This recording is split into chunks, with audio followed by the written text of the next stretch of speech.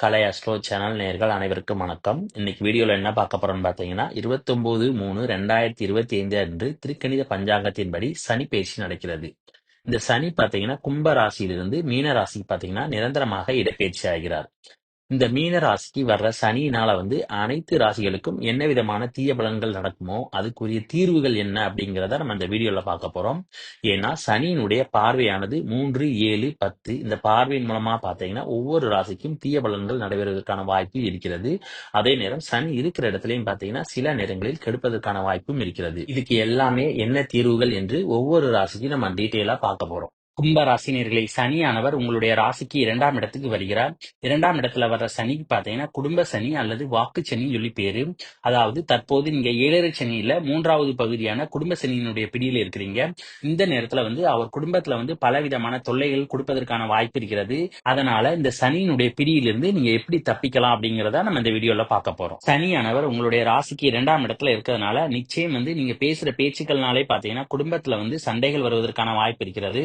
அதனால முடிந்த அளவுக்கு பாத்தீங்கன்னா நீங்க வீட்டுல அமைதியாக இருப்பது நல்லது. அதே நேரம் எந்த ஒரு பேச்சும் அதிக அளவு பேசாமல் இருப்பது நல்லது. அடுத்து 2ஆம் இடம் பாத்தீங்கன்னா ஆரம்ப கல்வியை குறிக்கக்கூடிய இடம். அதனால முடிந்த அளவுக்கு பாத்தீங்கன்னா படிக்கிற பிள்ளைகள் என்னன்னா பெற்றோர்களுடைய மேற்பார்வையில படிப்பது நல்லது. அல்லது டியூஷன் செல்வதன் மூலமாகவும் அவர்களுடைய படிப்புல நல்ல முன்னேற்றத்தை ஏற்படுத்தலாம். அப்புறம் சனியினுடைய 3ஆம் பார்வையானது 5ஆம் இடத்துல விழுவுறதுனால முடிந்த அளவுக்கு காதலிக்கிற கும்பராசினியர்கள் பாத்தீங்கன்னா நீங்க விட்டு கொடுத்து செல்வது நல்லது.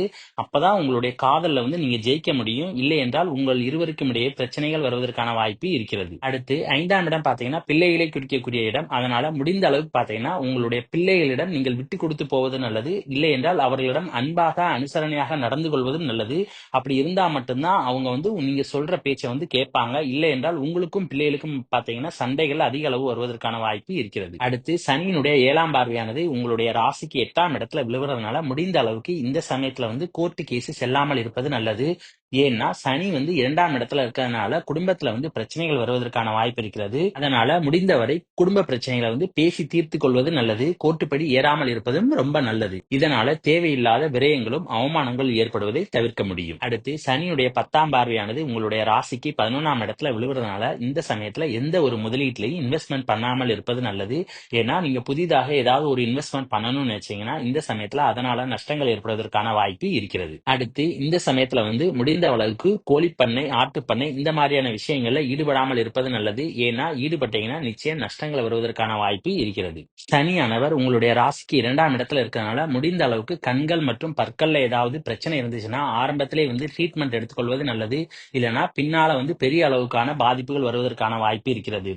கண்கள் சம்பந்தமான பிரச்சனை இருந்துச்சுன்னா ஆரம்பத்திலே கண்கள் ட்ரீட்மெண்ட் எடுப்பதன் மூலமாகவோ இல்லது கண் கண்ணாடி அணிவதன் மூலமாகவோ பிரச்சனைகளை பெரிய அளவுக்கு தவிர்க்க முடியும். பற்களில் ஆரம்பத்திலே பிரச்சனை இருந்துச்சுன்னா நீங்க பாத்துட்டீங்கன்னா சின்ன செலவோட உங்களுக்கு முடியும். இல்லை என்றால் இந்த சனி பாத்தீங்கன்னா உங்களுக்கு பெரிய செலவை வைத்து விடுவார். அப்புறம் 2ஆம் இடம் பாத்தீங்கன்னா தனஸ்தானத்தை குறிக்கக்கூடிய இடம்.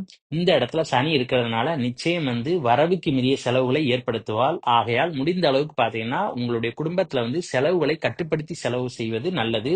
அப்பொழுதுதான் உங்களுக்கு வரவுக்கு மீறிய செலவுகள் வருவதை தவிர்க்க முடியும். அப்புறம் சனி என்னன்னா 5ஆம் வீட்டை பார்க்கறதுனால இந்த சமயத்துல ஹாஸ்பிட்டல்ல குழந்தை பாக்கியத்துக்காக எந்த ஒரு புதிய முயற்சியும் செய்யாமல் இருப்பது நல்லது.